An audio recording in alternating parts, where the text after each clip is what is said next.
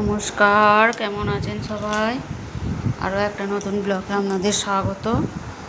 এই দেখুন, আমি এখানে চাল বাড়িতে রোদে শুকিয়ে নিয়ে নুন দিয়ে শুকিয়ে নিয়েছিলাম, দিয়ে এখানে কলে গিয়ে মুড়িটা আমি ভাজিয়ে নিয়ে এসেছিলাম। কারণ ওরা যে ওই যে মুড়ি নুনের সঙ্গে যে একটু ইউরিয়া জল দেয়, ওইটাতে মুড়িটা একটা ল্যালানি ভাব থাকে, ওইটা খেয়ে আমি হজম করতে পারি না।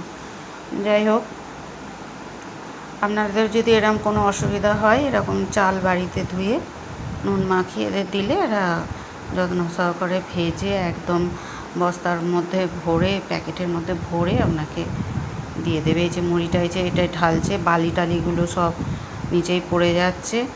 আর মুড়ি খুব সুন্দর মুড়ি হয়, পোড়া মুড়ি একদমই হয় না, খুব সুন্দর সাদা যেমন চাল তেমন ঠিকঠাক মুড়ি হয়। আর এই দেখুন, এই ফুচকাটা কেমন আনন্দ করছে, নাচ করছে, জনি জনি এস পাপা করছে, টুইঙ্কেল টুইঙ্কেল করছে, আর কি নাচের বহর, আরামসে আনন্দ করছে।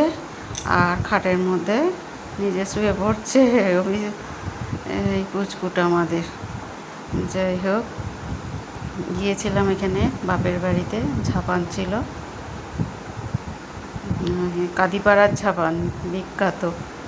এদিকে এই যে চপ ভাজা হয়েছে, তরকারি, মুড়ি খাওয়া হচ্ছে সব সন্ধ্যার দিকে।